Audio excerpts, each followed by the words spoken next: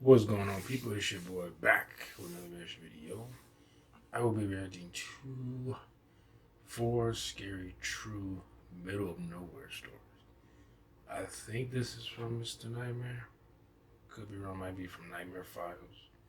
Either way, go visit both those channels. Both of those shows do really good work with their narration. So Nightmare Files and Mr. Nightmare. I think Nightmare Files is fairly new compared to Mr. Nightmare, but they both do great narrations and they stuff.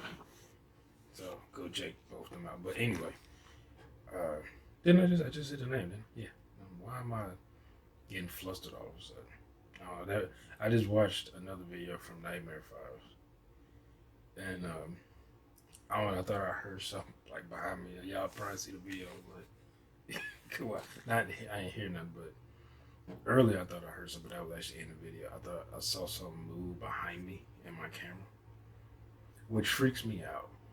Like if I'm recording myself, or anytime I've been in recordings or whatever, and I can see the recording while I was recording, and I see somebody move and it's behind me. That always freaks me the hell out. But anyway, this dude is in the middle of nowhere. I've driven cross country quite a bit in my short life. I used to drive constantly from Oklahoma to Chicago and St. Louis a lot when I was in the military. And I drove from Oklahoma City to Las Vegas once. And then I spent, I think, 4 or 5 days in Las Vegas. And then drove from Las Vegas to, what was it? It was to LA. And then drove from LA to San Diego.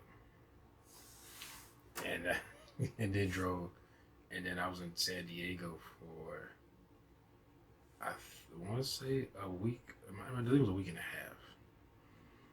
And then drove from San Diego all the way back to Oklahoma City.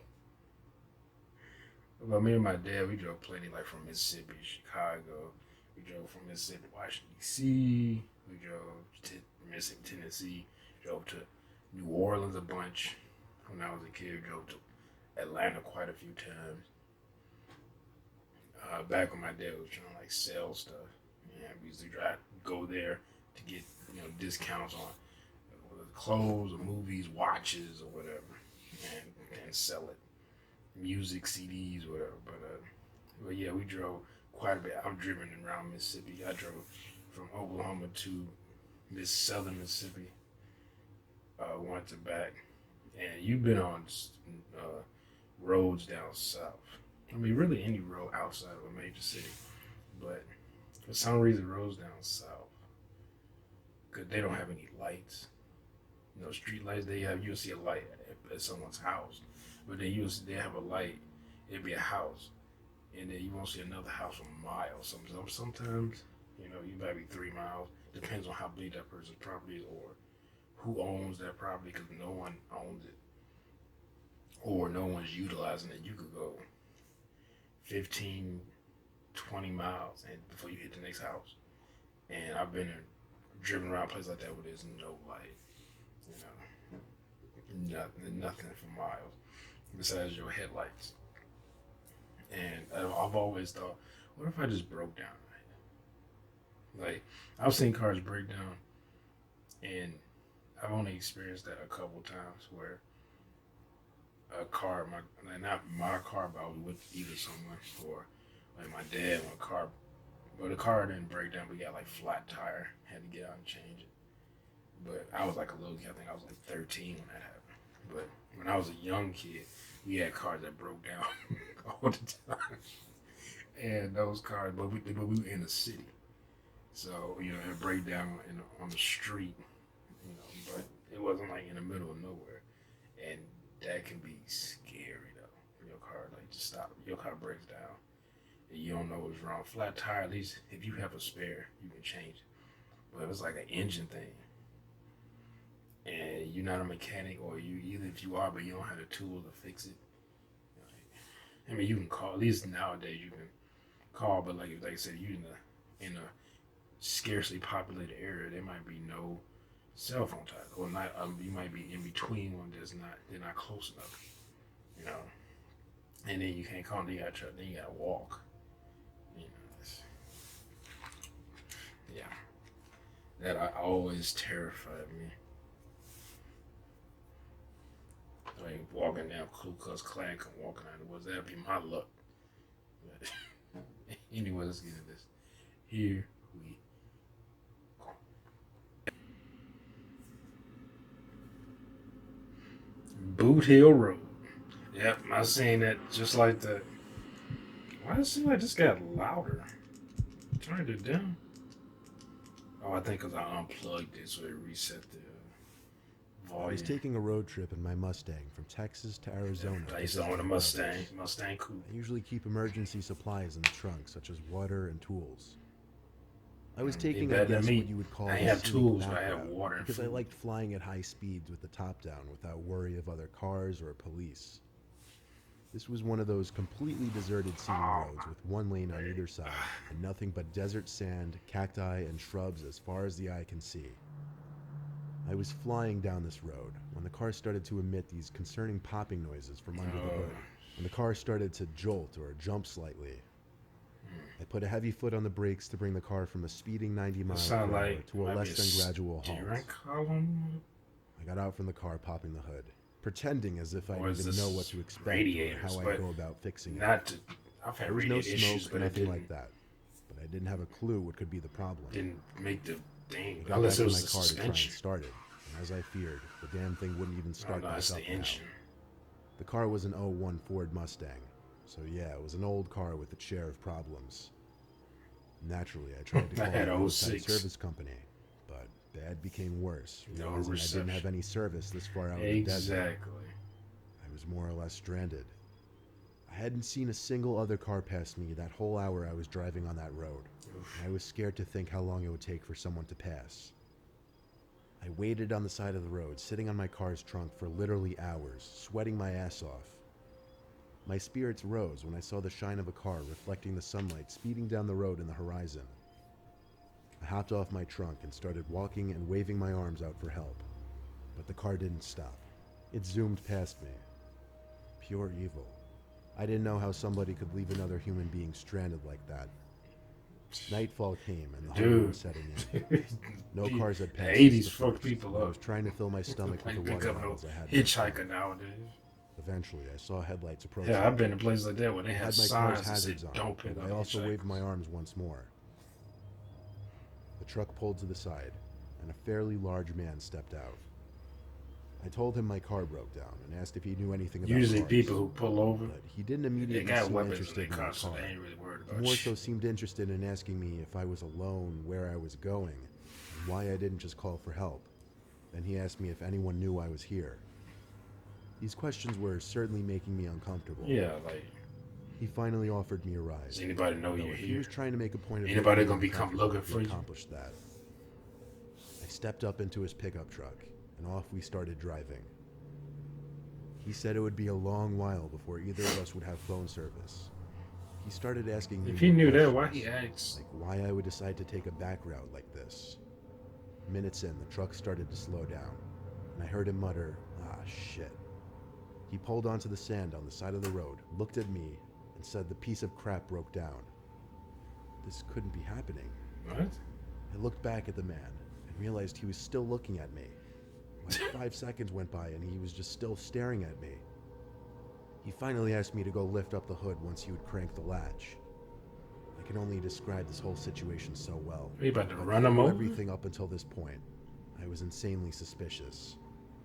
I went in front of his truck with a bit of distance between the front and I, and waited to hear it click, meaning the truck's hood was unlatched. In my head, I was picturing him trying to run me over, and that's exactly what happened. As I took one step towards the truck to try and open the hood, I heard the roar of the engine as the man was on the gas. I dove for my life. If I reacted half a second later, I'd have lost my legs or instantly been killed. I took off running into the pitch black night, looking back to see the Well, tail lights at still that there, close, I don't think I would have and killed then you this. instantly. Whoa. Gunshots. Surely gunshots aimed at me. That man was trying to kill me. It was too dark out there for him to possibly shoot me dead without some kind of luck. But I thought I was going to die at any moment. I ran as far as I could, then dove and made myself as low to the ground as possible.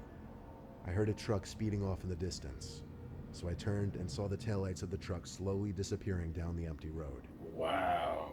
I eventually fell asleep on the side of the road, and the nightmare didn't end until early morning, when I woke up to another pickup truck passing by. I waved them down, covered in dirt and sand, and thank God this man was actually normal, he and his wife. They gave me water and drove me to the nearest town, where I was able to call the towing company. It was a 45-minute drive back to my car on that goddamned road, then that same distance back to bring it into a shop. Long story short, this was the worst trip and experience of my life. Having someone try to run you over and then shoot at you. Oh, and that's isn't another something you thing. simply Like, get over. trying to, if you was somewhere and you gotta get your car towed somewhere to get it worked on, and you're not familiar with the area, that is the worst. Cause they'll charge you out There were these woods by my they know you parents' ain't no house that choice. I would like to walk through a lot. I found this one very small circular clearing in the woods. It sat by a small, calming stream of water, and it had a big rock in the center that I'd like to sit on and read my books. I guess you could say I was a loner child. One day, like any other, I walked to the circle, Don't worry, opened my book to the bookmark, and resumed my novel.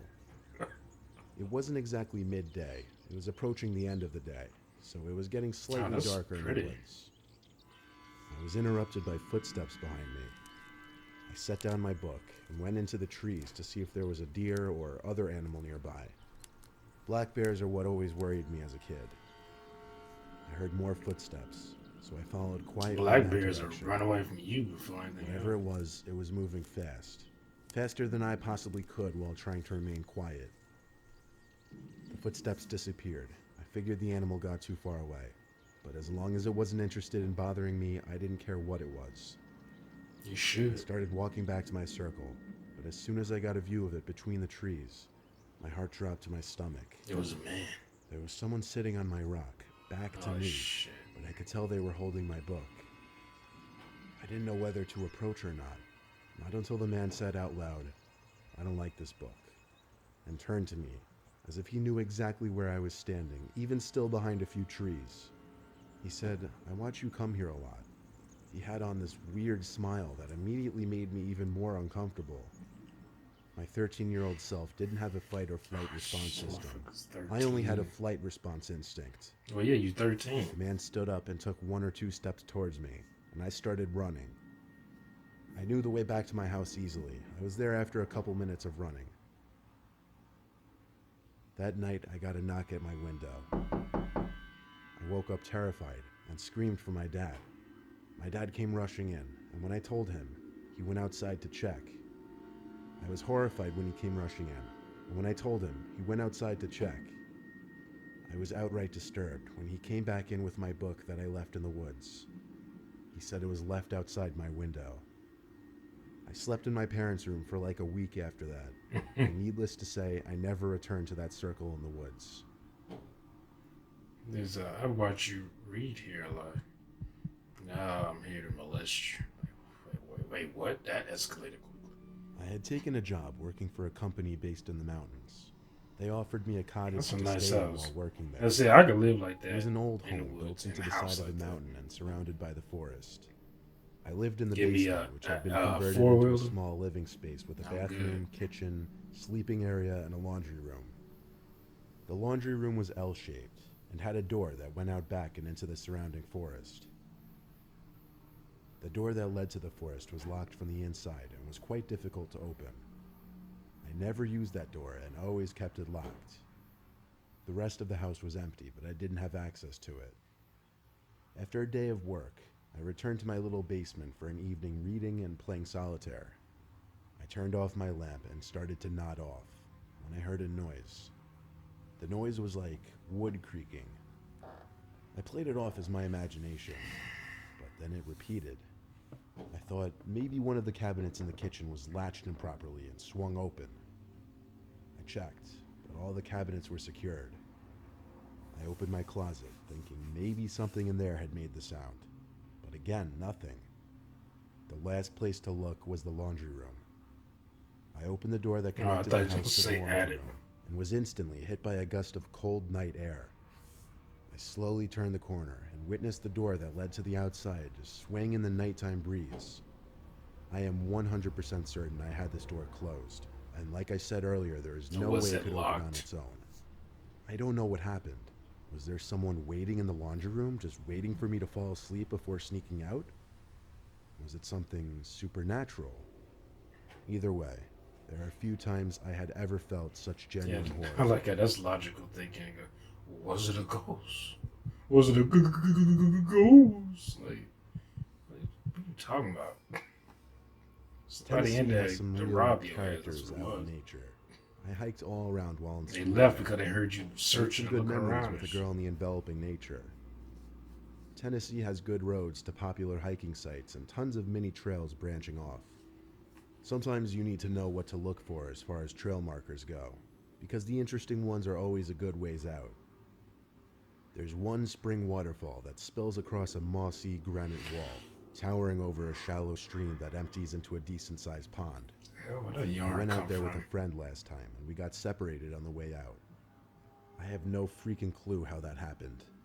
We've each been hiking for over 10 years. Is it places like this in Tennessee? 1,000 times in my mind, and it has to be this one ledge. It just looks like this taking place in South America. To get to the top of the fall, we need to take a longish detour that has an old wooden railing and a 3-way branching ledge system.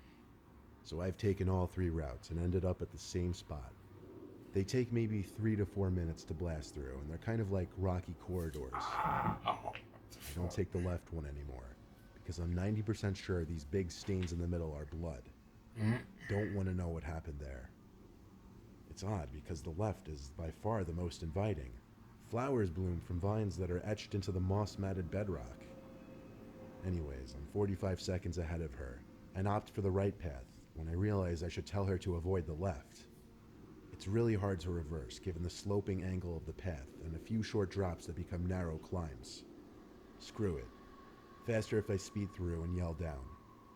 I get out of the right corridor and swing around to where the middle path drops off. I yell, but no reply. So she took left. I run over and climb into the left corridor, thinking she saw the stains and freaked out. To be fair, it looks like someone got bludgeoned to death. I ran up the corridor, but she was gone. I called her name, nothing. And that's what made my hair stand up. I literally heard nothing. No birds, no hum of the forest, not even wind. Just myself and the babbling water. I traced left all the way back and noted a few side passages if you miss a couple of the jumps. No bodies were in there or the middle though. Good. I figure I may as well get to the top of the falls where I can get somewhat of an aerial view. I get there, and Ashley's sitting there waiting for me. She says she took the left path with the trail guide. What? There are no trail guides. There are rangers, but she knows the difference. They would not be in the rock labyrinth. This guy had a uniform and a trail authority visor on. She knew what I was thinking based on my face, and agreed that we should reverse course ASAP without us saying anything out loud. It's weird when you know you're being watched. We pretended we were going back to the car real quick to get more water, and so I left some fish food in a little crevice like I always did, and we left. She showed me this weird side passage that could not have existed a year before. I walked all the way around. You had to crouch, but you could walk through the labyrinth if you kept left, though. Hindsight, we shouldn't have taken another way. I think he lives in those tunnels. Ashley said he kept trying to lead her in a different direction, but she just followed the light and saw him standing in the tunnel as she walked the rest of the trip to the top. That means he was in there while I was looking for her. And that means she followed him before seeing the blood splatters all over the floors and walls. And that's not the totally fucked up part. No, it is. The fish food that I left in the crevice was on the hood of my car. Her water bottle was gone too. She had a carabiner to her pack, so he must have snuck up and taken it at some point. That's strange because we're fast hikers. We never went back there and never will.